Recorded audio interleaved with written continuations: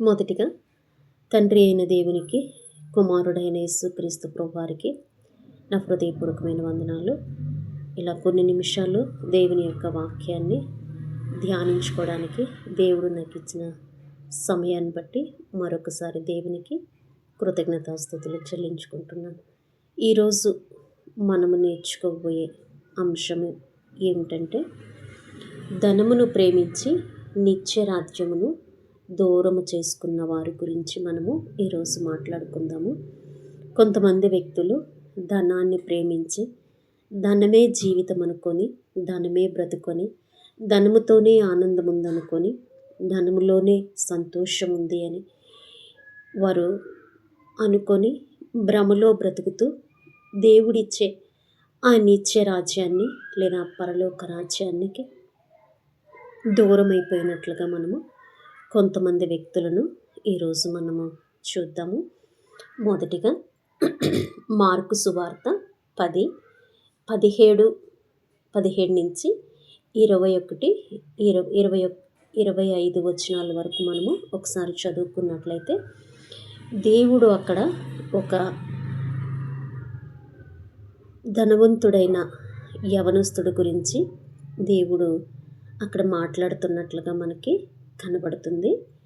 మనము ఒకసారి చదువుకుందామండి వాక్యాన్ని. నేను 17 నుంచి చదువుతాను. ఆయన బయలుదేరి మార్గమున పోవచ్చుండగా ఒకడు పరిగెత్తుకొని వచ్చి ఆయన ఎదుట మోకాళ్ళలోని, సద్బోధకుడా, నిత్య జీవమునకు వారసుడగుటకు నేనేమి చేయవలెనని ఆయనను అడిగాను. మరి ఆయన నిత్యరాజ్యానికి వెళ్ళాలని ఒక వ్యక్తి దేవుని దగ్గరకు వచ్చి ఆయన అడుగుతూ ఉన్నప్పుడు, మరి దేవుడు కొన్ని విషయాలను ఇక్కడ జ్ఞాపకం చేస్తున్నట్లుగా మనకి ఈ వాక్యం మనకి తెలియజేస్తుంది. అప్పుడు దేవుడు కొన్ని విషయాలు ఆయనతో చెప్తాడు.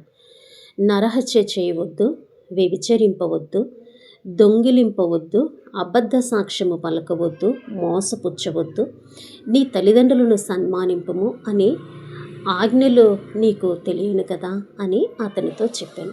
అందుకతడు, బోధకుడా, బాల్యము నుండి ఇవన్నీ అనుసరించుచూనే యుంటినని చెప్పాను.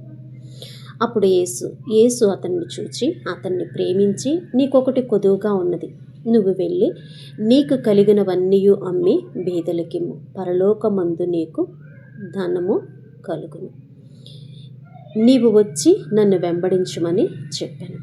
మరి ఇక్కడ ప్రభువారు ఏం మాట్లాడుతున్నారంటే, ఇవన్నీ మరి ఇప్పుడు నేను చెప్పినవన్నీ నువ్వు చేస్తున్నావు కదా, ఇంకనూ నీకొకటి కొదువుగా ఉన్నది.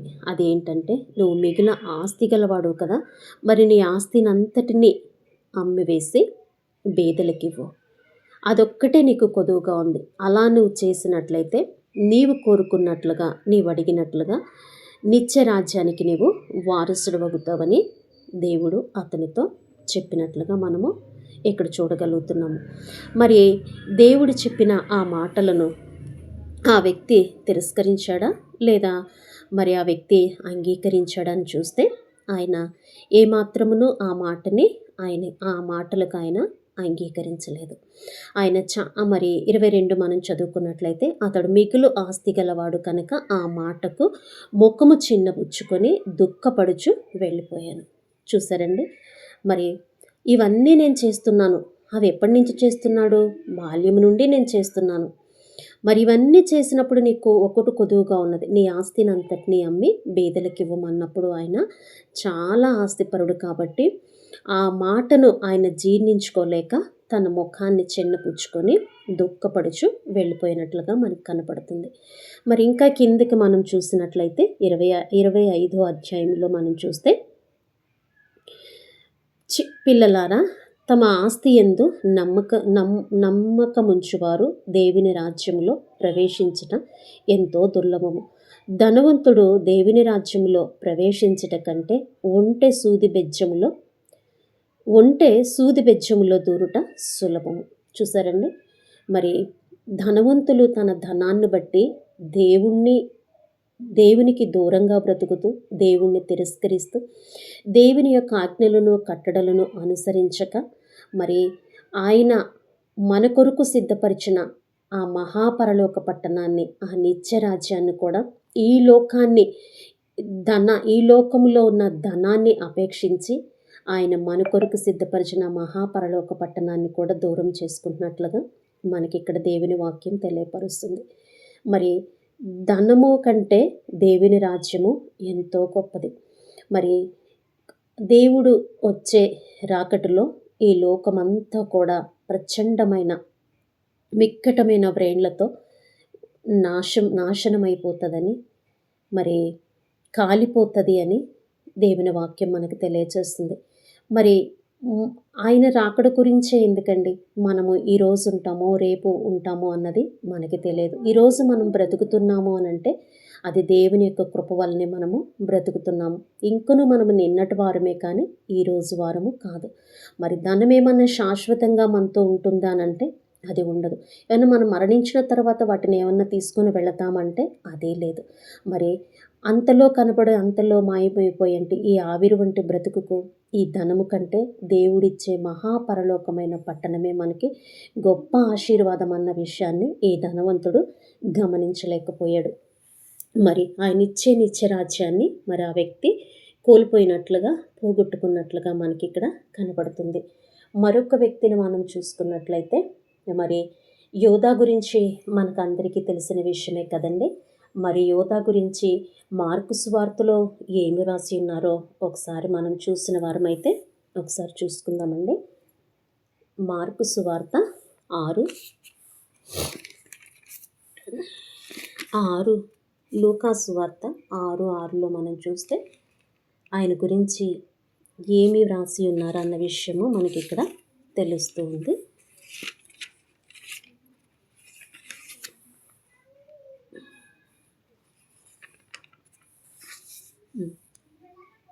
లూకా సువార్త 6:6లో మనం చూస్తే మరి యోధా గురించి మనందరికీ తెలిసిందే కదండి. మరి యేసుక్రీస్తు ప్రభువారు ఏర్పాటు చేసుకున్న శిష్యులలో ఆయన ఒక శిష్యుడిగా మనకందరికీ తెలిసిందే. మరి ఆ శిష్యుల గురించి దేవుడు పరిశుద్ధాత్మ దేవుడు ఇంట్రడక్షన్ చేసేటప్పుడు ఆయన గురించి వ్రాసేటప్పుడు అందరి గురించి ఆయన వ్రాసిన విధానము వేరుగా ఉంది. తన యొక్క తండ్రిని పోల్చి ఈయన మరి ఆంద్రేయ, యాకోబు, యోహాను, ఫిలిప్పు, బర్తలోమియ, మత్తయ్య, తోమ, అల్ఫయు కుమారుడైన యాకోబు ఇలా వారి గురించి ఇంట్రడక్షన్ ఇస్తూ చివరికి 16వ వచనానికి మనం చూసినట్లయితే మరి ఆయన గురించి పరిశుద్ధాత్మ దేవుడు ఇక్కడ ఏం మాట్లాడుతున్నాడనంటే చూడండి. యాకోబు కుమారుడైన యోధా, ద్రోహియగు ఇస్కరియోతు యోధా. చూసారండి. మరి వీరందరి గురించి ఎంత చక్కగా పరిశుద్ధాత్ముడు వ్రాయించాడు. మరి యోధా గురించి ఏం రాశాడు తెలుసండి? ద్రోహియకు ఇస్కరియోతు యోధా. మరి ఇంత దౌర్భాగ్యమైన ద్రోహి అని దేవునికి ముందుగా తెలిసినప్పుడు కూడా మరి 12 మంది శిష్యుల్లో ఒక శిష్యునిగా దేవుడు ఏర్పాటు చేసుకొని ఆయన సేవా పరిచర్యలో అతనిని కూడా నడిపిస్తూ మరి ఆయన యేసుక్రీస్తు ప్రభువారు చెప్పే మాటల వల్ల తన జీవితంలో మార్పు వస్తుందని గుర్తించి దేవుడు తనతో పాటు తన సేవలో నడిపించిన వ్యక్తిగా యోధా మనకు కనపడతాడు. మరి శిష్యులందరూ కూడా మరి దేవునిని ఎంత గొప్పగా అనుసరించి మరి దేవుని కొరకు తన ప్రాణాలు కూడా లెక్క చేయకుండా మరి నా మట్టుకైతే బ్రతుకుట క్రీస్తు, చావైతే లాభమని, మరి నా దేవుని కంటే ఈ లోకములో ఏది ఎక్కువ కాదని, మరణించినా మాకు క్రీస్తు కొరకే మేము మరణిస్తాము, బ్రతికి ఉన్నా క్రీస్తు కొరకే మేము మరణిస్తామని ఎంతో ఒక చక్కని నినాదముతో ఒక ఆత్మస్థైర్యముతో తనను తాను సమర్పించుకొని దేవుని పరిచర్యలో ఎలా కొనసాగి ఉన్నారో మనందరికీ తెలుసు. మరి ఈ యోధ ఆస్తిని ప్రేమించి, అంతస్తుని ప్రేమించి, ధనాన్ని ప్రేమించి మరి మనందరికీ నిత్యరాజ్యాన్ని ఇవ్వడానికి మన యొక్క పాపములను, అతిక్రమములను, మన యొక్క తప్పిదములను బట్టి మనము శాపములో, పాపములో పడి ఉన్న మనలని దేవుడు రక్షించడానికి ఆయన అమూల్యమైన పరిశుద్ధమైన రక్తం ద్వారా మనకి నిత్య రాజ్యాన్ని ప్రసాదించిన ఆ యొక్క సర్వశక్తిమంతుడన్న దేవుని యొక్క ప్రాణాన్ని కూడా ఆయన మరి పరిచయులకి అనగా మరి మరణించడానికి అప్పగించినట్లుగా మనము చూస్తాము. మరి ఆయనతో తిరుగుతున్నప్పుడు కూడా ఆయన పంచే ప్రేమను ఆయన చూస్తున్నాడు. ఆయన్ని ఇతరుల్ని క్షమించే గుణాన్ని చూస్తున్నాడు. ఆయన మాట తీరు ఎలా ఉందో మరి యోధా గారు గమనిస్తూ ఉన్నప్పుడు కూడా ప్రధానుల దగ్గరికి వెళ్ళి, మరి అది ఎక్కడ మనం చూస్తాము అనంటే మత్తయి సువార్త 26:14-15లో మనం చూస్తే ప్రధాన యాజకుల యొద్దకు వెళ్ళి, మరి యేసుక్రీస్తు ప్రభువాన్ని నేను మీ చేతికి అప్పగిస్తాను, మీరు నాకేమి ఇస్తారు అని అక్కడ వారిని అడుగుతున్నట్లుగా మనం గమనించగలము. అప్పుడు మరి వారు ఏమంటారు, 30 వెండి నాణాలు, ఆయన వయసు 33.5 సంవత్సరాలు కదండి, మరి 30 వెండి నాణేలు మీకు ఇస్తాము అన్నప్పుడు ఆ వెండి నాణాలు తీసుకొని వచ్చి మరి యేసుక్రీస్తు ప్రభువారిని వారికి అప్పగించినట్లుగా మనకి చూస్తుంది. మరి ఈయన కూడా మరి మిగతా శిష్యులందరూ కూడా మరి నిత్య రాజ్యానికి వారసులై ఉన్నారు, కానీ ఈ వ్యక్తి మాత్రము వారసుడు కాలేదు. నిత్య రాజ్యాన్ని ధనము కోసము పోగొట్టుకున్న వ్యక్తిగా మరి యోధా మనకి కనబడుతున్నాడు. మరి ఇంకొక వ్యక్తిని మనము గమనించిన వారమైతే మరి ఎలీషా గారు మీకు తెలుసు కదండి. ఎలీషా గొప్ప ప్రవక్త. మరి ఎలీషా గారి యొక్క పరిచర్య ఏంటో కూడా మనకి తెలుసు. మరి ఎలీషా గారి దగ్గర గెహాజీ అని ఒక సేవకుడు ఉండేవాడు. మరి ఆ గెహాజీ గురించి మనము గ్రంథంలో చదువుకున్నాం కదండి. మరి నయమాన్ అనే వ్యక్తి కుష్ఠవ్యాధితో బాధపడుతూ ఉన్నప్పుడు మరి ఎలీషా ప్రవక్త దగ్గరికి వచ్చి తన యొక్క కుష్ఠవ్యాధిని బాగు చేసుకుని వెళుతూ ఉన్నప్పుడు తనకి కలిగిన స్వస్థతను బట్టి ఆయన ఆనందించి మరి తన ప్రేమతో కొన్ని కానుకలు తీసుకొని వచ్చినప్పుడు మరి ఎలీషా గారికి ఇస్తూ ఉన్నప్పుడు అది నాకొద్దు అని ఆయన వెనక్కి పంపించేస్తాడు. మరి ఈ ధనాన్ని ప్రేమించిన ఈ గెహాజీ, అయ్యో మా యొక్క దైవజనుడు గొప్పవాడు, మరి వీటిని ఎందుకు వద్దన్నాడు అనేసి ఆయన బాధపడి వెంటనే మరి ఆ రథము వెనుక పరిగెత్తుకుంటూ వెళ్ళి ధనాన్ని ప్రేమించి ధనాన్ని అపేక్షించి మరి దాని వెనుక పరిగెత్తుకుంటూ వెళ్ళి ఆ ధనాన్ని తీసుకొని వచ్చి తన ఇంటిలో దాచిపెట్టుకున్నాడు. మరి ఎలీషా గారు ఆ విషయం తెలిసిన ఎలీషా గారు, మరి మీరు ఎక్కడికి వెళ్ళి ఉన్నావు గెహాజీ, నువ్వు ఎక్కడికి వెళ్ళి ఉన్నావు అని అంటే, అయ్యా నేను ఎక్కడికి వెళ్ళలేదు, ఇక్కడే ఉన్నానని ఆయన అబద్ధమాడతాడు. మరి నీతో నా ఆత్మ రాలేదా, ఎందుకు అబద్ధమాడుతున్నావు నువ్వు, ధనాన్ని తీసుకొని వచ్చు, అతను ఏదైతే మరి శుద్ధి చేసుకొని వదిలిపెట్టి వెళ్ళిపోయి ఉన్నాడో ఆ కుష్ఠవ్యాధి, మరి నీవు ఆశించి ధనాన్ని తెచ్చుకున్నావు కదా, మరి అదేవిధంగా ఆయన విడిచిపెట్టిన ఆ కుష్ఠవ్యాధి నీకు వస్తుంది అన్నాడు. చూసారండి, ఎటువంటి పరిస్థితులు గుండా మనుషులు ధనాన్ని ఆశించి ఎటువంటి పరిస్థితులు కొని తెచ్చుకుంటున్నారన్నది ఈ గెహాజీ ఒక ఉదాహరణగా మనకున్నాడు. గెహాజీ కూడా తన శారీరకంగా ఆయన మరి బలహీనపడిన, ఆత్మీయంగా కూడా ఆయన బలహీనపడినట్టుగా మనకి ఇక్కడ కనపడుతుంది. మరి అలానే ఇంకొక ఇద్దరు వ్యక్తుల గురించి మనం చూస్తే అననీయ సప్పీరాలు గురించి కూడా మనకు తెలుసు కదండి. అపోస్తుల కార్యములు 1-10 వచనాలు మనం చదువుకున్నట్లయితే మరి అక్కడున్న అపోస్తులు మరి వారికున్న సంఘములో ఉన్న కొంతమంది పరిస్థితులను బట్టి మరి అక్కడ మరి సంఘములో ఉన్న కొంతమంది వ్యక్తులు తనకున్న ఆస్తులను అమ్మి పేదవారికి ఇవ్వాలి, బేదలకు పంచిపెట్టాలన్న ఆశతో తన ఆస్తులను అంతటినీ అమ్మి మరి అపోస్తుల పాదముల ఎద్దు పెట్టినప్పుడు మరి అక్కడ మరి ఎవరికైతే అక్కరగా ఉన్నదో ఆ అక్కర కొలది ఆ యొక్క ఆస్తిని పంచినట్లుగా మనకి గ్రంథం మనకి తెలియజేస్తుంది. మరి దానిని చూసి వీళ్ళు కూడా భార్యాభర్తలు ఇద్దరు ఇన్స్పైర్ అయ్యి మరి మేము కూడా మాకు కలిగి ఉన్న దానిలో కొంత మేము దేవునికి ఇవ్వాలని వారు ఆలోచించి మరి వారు కూడా ఆ పొలాన్ని అమ్మి మరి తీసుకొని వెళ్ళి మరి పేతురు గారి దగ్గర ఇచ్చినప్పుడు వాళ్ళు ఏం చేశారు, వారు ఎంతకైతే అమ్మి ఉన్నారో అంతటినీ తీసుకొని వెళ్ళి దేవుని ఎదుట వాళ్ళు పెట్టలేదు, దేవునికి వాళ్ళు ఇవ్వలేదు.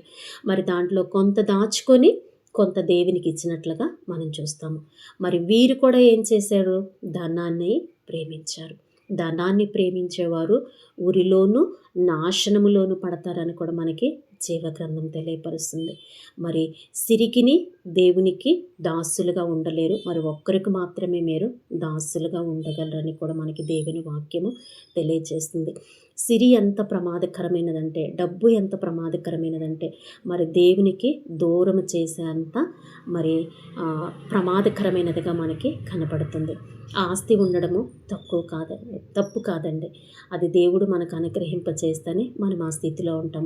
మరి ఆ ఆస్తినిచ్చిన తండ్రిని మాత్రం మనం ఎప్పటికీ విడిచిపెట్టేవారుగా ఉండకూడదు. దీనికంటే ఎక్కువగా మనము దేవుణ్ణి ప్రేమించేవారుగా ఉండాలి. సిరి కంటే ఎక్కువగా దేవుణ్ణి ప్రేమించేవారుగా మనము ఉండాలి. మరి అననీయ సప్పీరాలు ధనాన్ని ప్రేమించి మరి వారి ప్రాణాల మీదకి తెచ్చుకున్నట్లుగా మనము చూస్తున్నాము.